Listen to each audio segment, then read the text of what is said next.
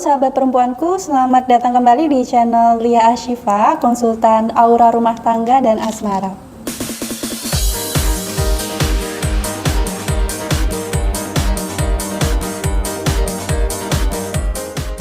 Pada video kali ini, kita akan membahas topik yang seringkali jadi konflik dalam rumah tangga.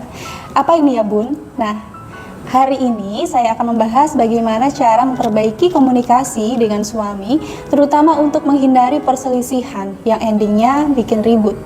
Karena sering kan ya, Bunda niatnya cuma mau menyampaikan pendapat, malah bikin suami salah paham dan sering banget bikin ribut, dan suasananya jadi malah tambah nggak enak. Yang ada masalahnya nggak terselesaikan. Nah, gimana ya caranya komunikasi yang benar untuk memperbaikinya? Sebelum kita lanjut ke pembahasannya, bisa subscribe dulu channel ini dan aktifkan lonceng notifikasi ya, supaya Anda semua bisa tetap update sama pembahasan-pembahasan penting lainnya seputar menjaga keharmonisan rumah tangga. Oke Bun, kita lanjut ke pembahasannya ya. Coba deh Bunda perhatiin saat Bunda mencoba berkomunikasi dengan suami, bukannya jadi nyambung malah jadi ribut. Pasti banyak nih dari Bunda yang pernah merasakan hal ini. Nah, itu bisa jadi tandanya ada yang perlu Bunda perbaiki nih dalam cara berkomunikasinya. Kenapa komunikasi? Komunikasi yang baik itu adalah kunci keharmonisan dalam rumah tangga. Jadi yuk, Bunda simak beberapa tips dari saya untuk memperlancar komunikasi Bunda dengan suami. Tips yang pertama, coba deh Bunda banyakin mendengar daripada berbicara ketika bersama dengan suami. Karena secara sadar atau tidak sadar, yang namanya perempuan ya Bun ya, kita itu suka terlalu ngotot menyampaikan pendapat tanpa mau mendengarkan opini dari suami. Karena kita merasa kita yang benar. Nah, ini loh yang akhirnya jadi konflik yang berujung ribut sama suami. Solusi dari saya, Bunda bisa dengarkan dulu apa yang suami katakan. Terlepas itu benar atau salah, coba pahami dulu, dan jika memang ada yang dirasa kurang sreg, Bunda bisa utarakan dengan bijak kepada suami.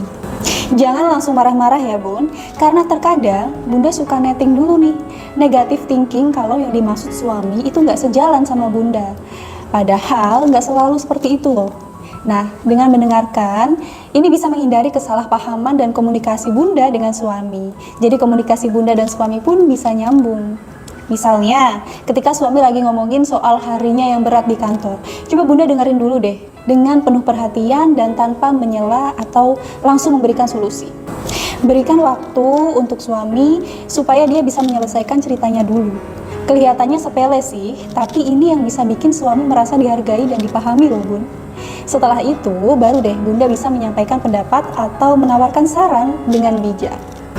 Hindari nada suara yang tinggi ya Bun. Misalnya nih, Bunda nggak setuju dengan keputusan yang diambil suami. Coba sampaikan dengan cara yang tenang. Jangan pakai emosi. Contohnya, seperti, aku paham kenapa kamu milih ini, tapi menurutku, coba kamu pikir matang-matang dulu ya. Jangan terburu-buru untuk ambil keputusan. Bisa jadi ada opsi lain yang lebih baik. Gitu. Nah, cara komunikasi seperti ini loh yang bisa membuka ruang untuk diskusi dan mengurangi potensi untuk terjadi konflik antara Bunda dan suami. Ingat ya Bun, tujuan utama komunikasi adalah untuk memahami satu sama lain, bukannya untuk memenangkan argumen antara Bunda dengan suami. Nah, tips terakhir yang paling penting yang harus Bunda perhatikan adalah memilih waktu yang tepat untuk berbicara.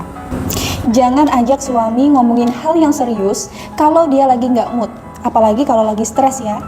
Bisa-bisa nanti malah jadi salah paham dan ujungnya ribut lagi.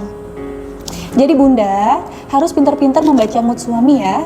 Contohnya saat suami baru pulang kerja dan kelihatannya beliau capek banget nih. Sebaiknya Bunda berikan waktu untuk beristirahat dulu. Jadi Bunda harus pintar-pintar nih, pilih waktu di mana Bunda dan suami lagi dalam keadaan tenang dan siap untuk ngobrol. Nah, itu tadi Bunda beberapa tips dari saya yang bisa Bunda praktikkan untuk memperbaiki komunikasi dengan suami. Ingat ya Bun, komunikasi yang baik bukan hanya tentang berbicara, tapi juga tentang mendengarkan, memahami, dan saling menghargai satu sama lain.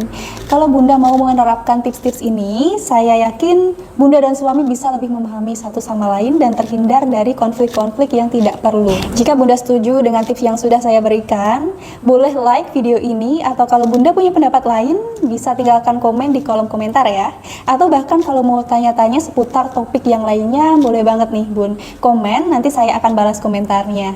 Dan jangan lupa untuk like, subscribe, dan share video ini jika dirasa bermanfaat. Sampai jumpa di video berikutnya, dan tetap semangat untuk menjaga keharmonisan rumah tangga. Terima kasih.